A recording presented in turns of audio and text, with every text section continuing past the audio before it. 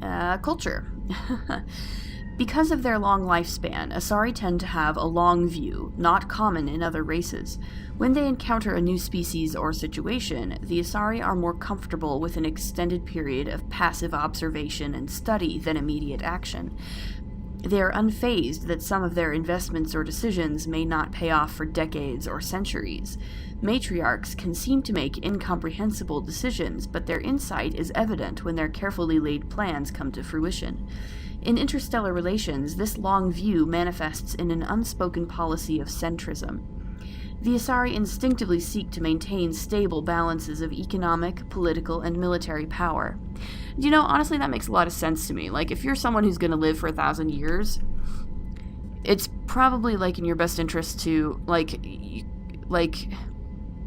they would probably be more okay with more gradual changes and a lot more stability in general than someone who only is going to live for 100 years. Traditionally, Asari spread their influence through cultural domination and intellectual superiority. They invite new species of advanced development to join the galactic community, knowing that their ideals and beliefs will inevitably influence the existing culture. Asari Government. Good lord. The Asari came late to the concept of world government.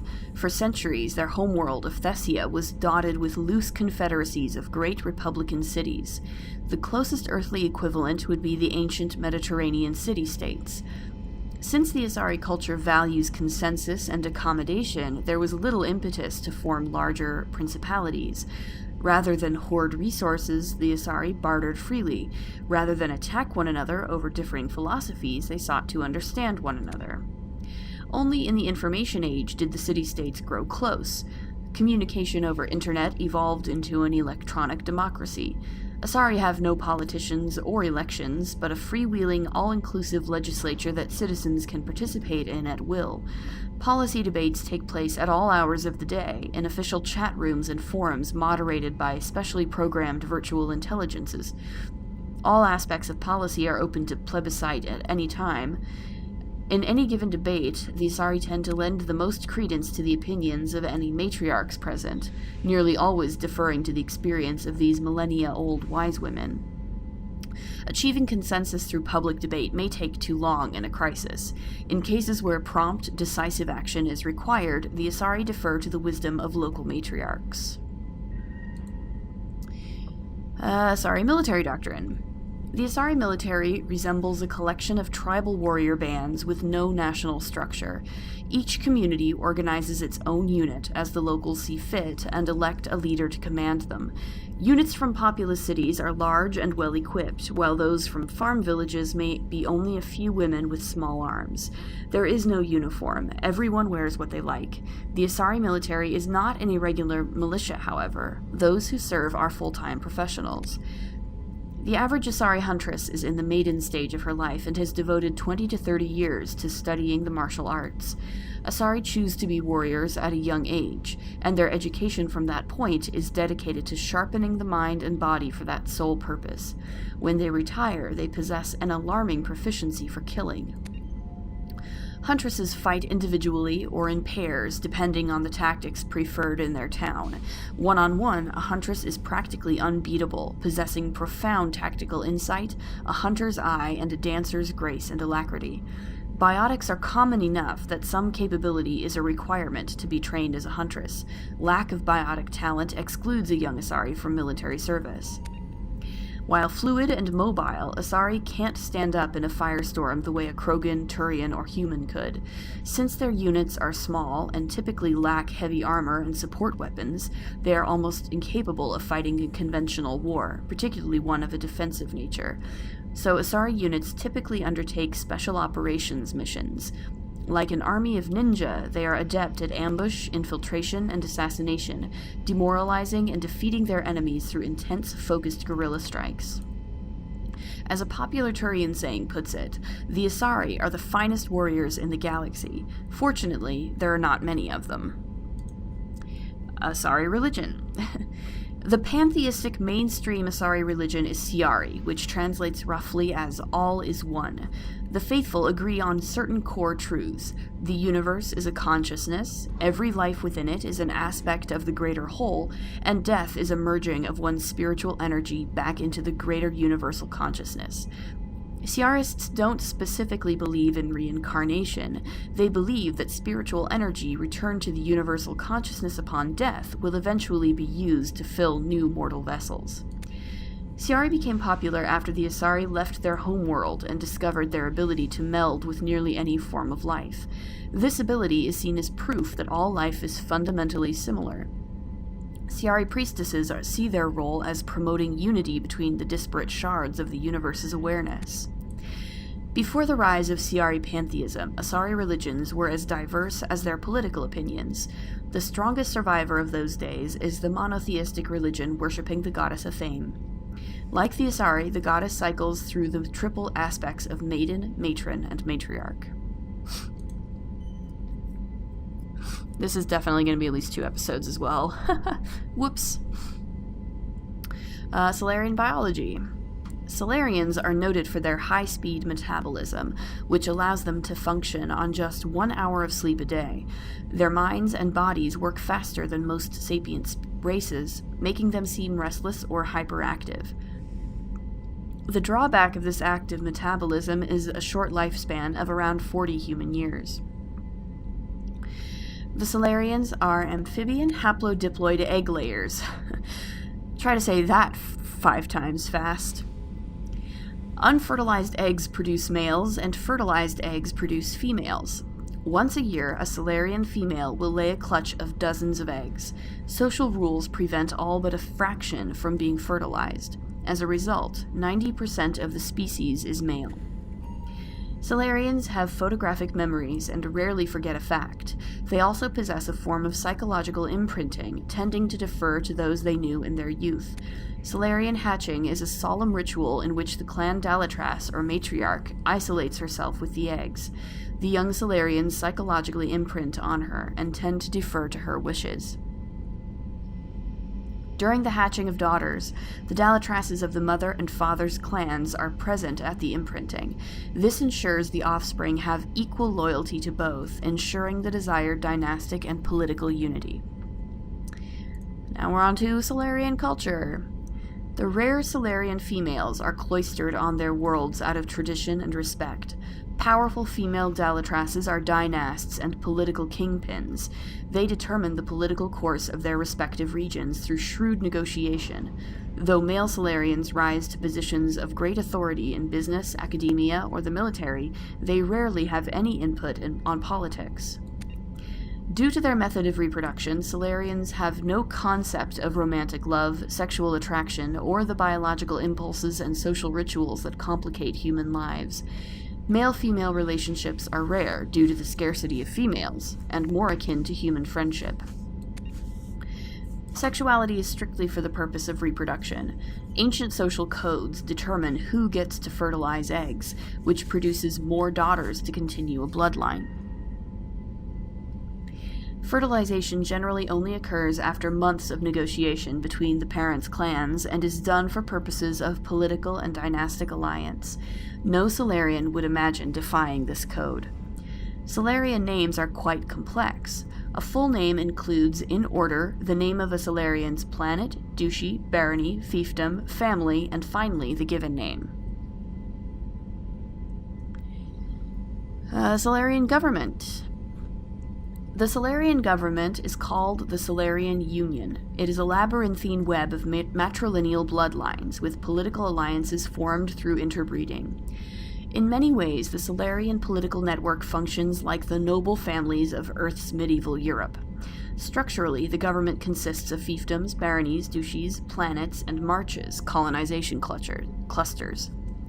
These are human nicknames. The original Silurian is unpronounceable.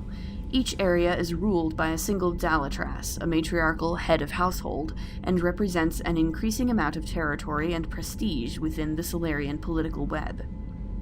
Approaching 100 members, the first circle of a Silurian's clan comprises parents, siblings, uncles, aunts, and cousins.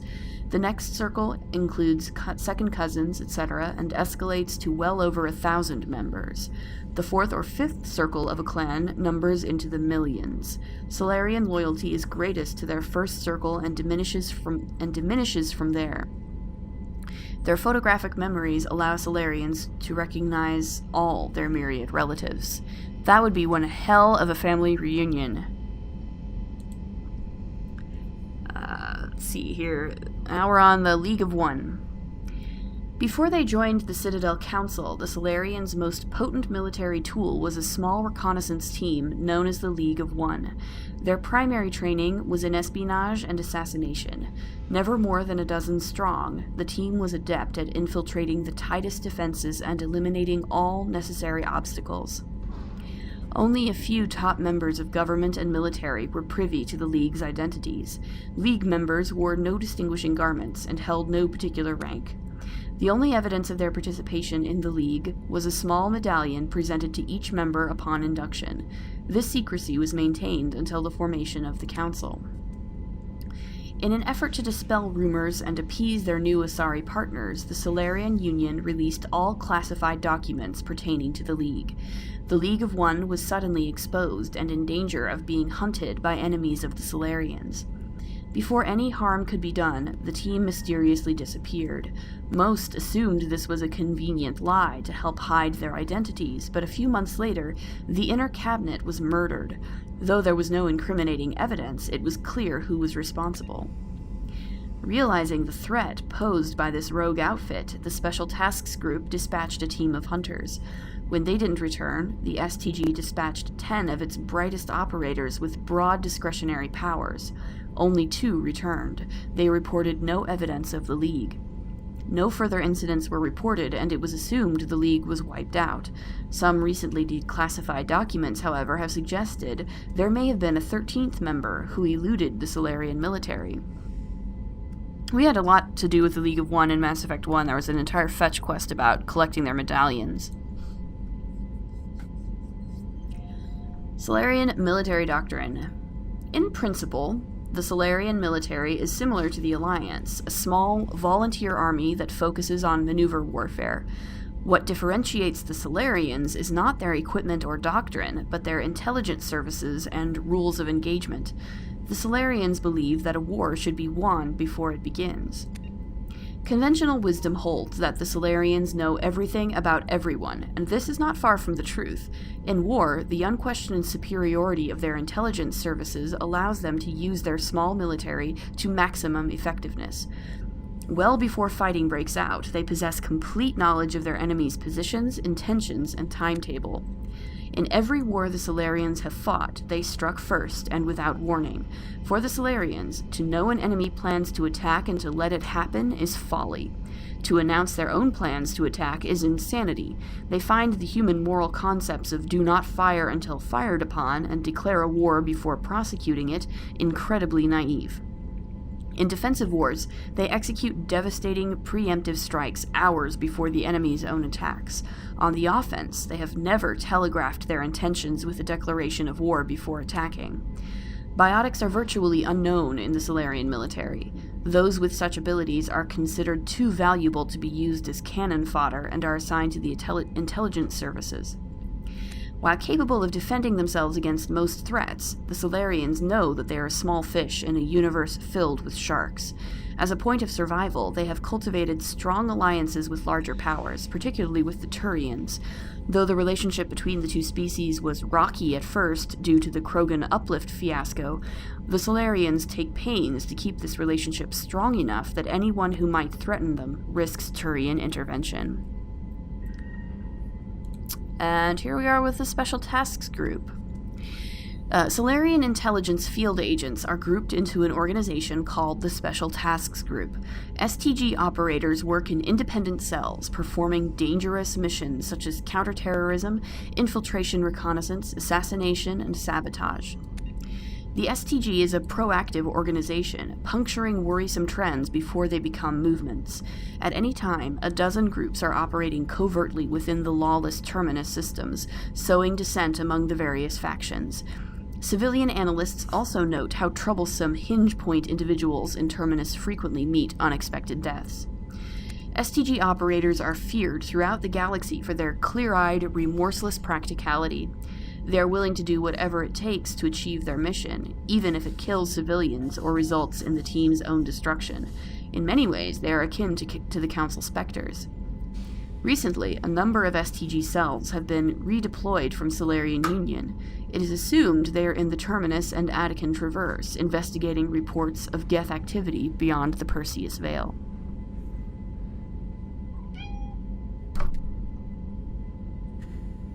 Quit it.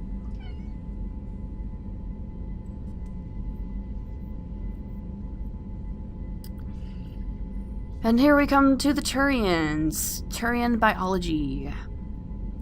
The Turian homeworld Palaven has a metal-poor core, generating a weak magnetic field and allowing more solar radiation into the atmosphere. To deal with this, most forms of life on Palaven evolved some form of metallic exoskeleton to protect themselves. Their reflective plate-like skin makes Turians less susceptible to long-term, low-level radiation exposure, but they do not possess any sort of natural armor. A Turian's thick skin does not stop projectiles and directed energy bolts. Although life on Palaven is carbon-based and oxygen-breathing, it is built on dextroamino acids. This places the Turians in a distinct minority on the galactic stage. The Quarians are the only other known sapient dextroprotein race. The food of humans, Asari, or Silurians, who evolved in levo-amino acid-based biospheres, will at best pass through Turian systems without providing any nutrition. At worst, it will trigger an allergic reaction that can be fatal if not immediately treated. Turian Culture. While Turians are individuals with personal desires, their instinct is to equate the self with the group and set aside personal desires for the good of all. Turians are taught to have a strong sense of personal accountability, the Turian honor that other races find so remarkable. Turians are taught to own every decision they make, good or ill. The worst sin they can make in the eyes of their people is to lie about their own actions. Turians who murder will try to get away with it, but if directly questioned, most will confess the crime. Turians have a strong inclination toward public service and self-sacrifice, so they tend to be poor entrepreneurs. To compensate, they accepted the mercantile Volus as a client race, offering protection in exchange for their fiscal expertise. The Turian military is the center of their society. It is not just an armed force, it is an all-encompassing public works organization. The military police are also the civic police. The fire brigades serve the civilian population as well as military facilities. The Corps of Engineers builds and maintains spaceports, schools, water purification plants, and power stations. The Merchant Marine ensures that all worlds get needed resources. Turian Government. The Turian Government is a hierarchical meritocracy. While it has great potential for misuse, this is tempered by the civic duty and personal responsibility Turians learn in childhood. Turians have 27 citizenship tiers, beginning with civilians, client races, and children. The initial period of military service is the second tier.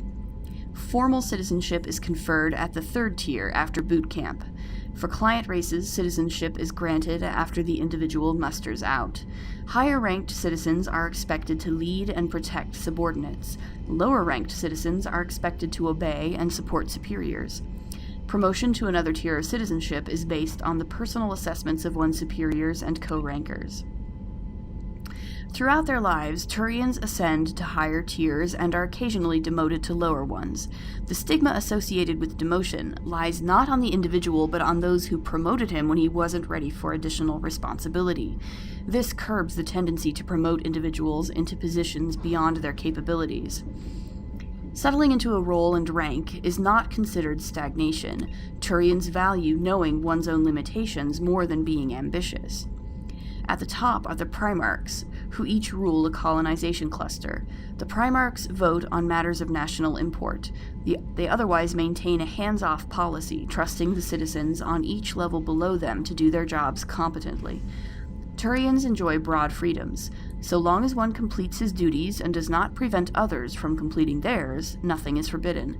For example, there are no laws against recreational drug use, but if someone is unable to complete his duties due to drug use, his superiors step in. Judicial proceedings are interventions. Peers express their concern and try to convince the offender to change. If rehabilitation fails, Turians have no qualms about sentencing dangerous individuals to life at hard labor for the state. That's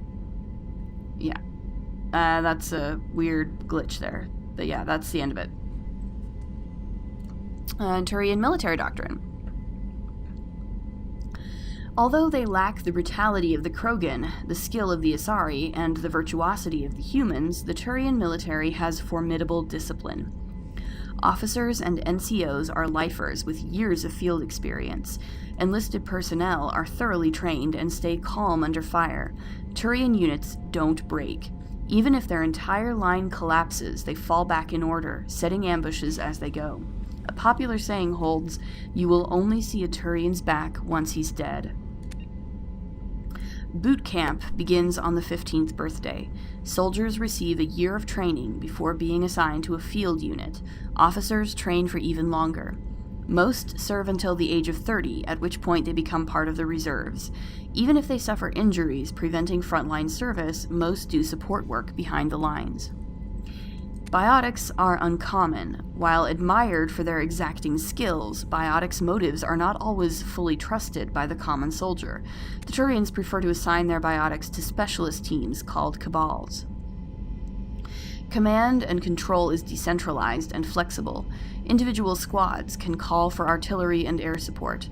They make extensive use of combat drones for light duties and practice combined arms. Infantry operates with armor, supported by overhead gunships. Strategically, they are methodical and patient and dislike risky operations. Tradition is important. Each legion has a full-time staff of historians who chronicle its battle honors in detail. The oldest have records dating back to the Turian Iron Age. If a legion is destroyed in battle, it is reconstituted rather than replaced. The Turians recruit auxiliary units from conquered or absorbed minor races. Auxiliaries are generally light infantry or armored cavalry units that screen and support the main Turian formations. At the conclusion of their service in the auxiliaries, recruits are granted Turian citizenship. Turian religion. Although Turians have a strict moral code, their belief in individual responsibility means that the concepts of good and evil are simply the individual's choice between egotism and altruism in any given situation. They have no concept of good deities that encourage noble behavior or evil ones that tempt individuals to misdeeds. Turians believe that groups and areas have spirits that transcend the individual.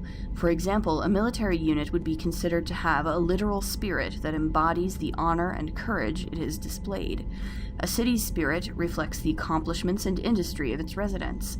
An ancient tree's spirit reflects the beauty and tranquility of the area it grows within. These spirits are neither good nor evil, nor are they appealed to for intercession. Turians do not believe spirits can affect the world, but spirits can inspire the living. Prayers and rituals allow an individual to converse with a spirit for guidance or inspiration. For example, a Turian who finds his loyalty tested may appeal to the spirit of his unit, hoping to reconnect with the pride and honor of the group. A Turian who wishes to create a work of art may attempt to connect with the spirit of a beautiful location. Turians enjoy absolute freedom of religion and can practice whatever appeals to them so long as it does not impede anyone's ability to perform their duties. There are many practitioners of the Asari Siarist philosophy. Since opening dialogue with the Human Systems Alliance, some Turians have embraced Confucianism and Zen Buddhism. The Unification War. At about the time the Silurians and Asari were forming the Council, the Turians were embroiled in a bitter civil war. The Unification War, as it was later named, began with hostilities between the colonies furthest from the Turian homeworld, Palaven. These colonies were run by local chieftains, many of whom had distanced themselves from the hierarchy. Without the galvanizing influence of the government, the colonies became increasingly isolated and xenophobic. Colonists began wearing emblems or facial markings to differentiate themselves from members of other colonies, and open hostilities became common. When war finally broke out, the hierarchy maintained strict diplomacy and refused to get involved. After several years of fighting, less than a dozen factions remained, and the hierarchy finally intervened. By that time, the chieftains were too weak to resist. They were forced to put an end to fighting and renew their allegiance to the hierarchy. Though peace was restored, it took several decades for animosity between colonists to fade completely. To this day, most Turians still wear the facial markings of their home colonies. As a point of interest, the Turian term barefaced refers to one who is beguiling or not to be trusted. It is also a slang term for politicians. Of course, naturally, why wouldn't it be?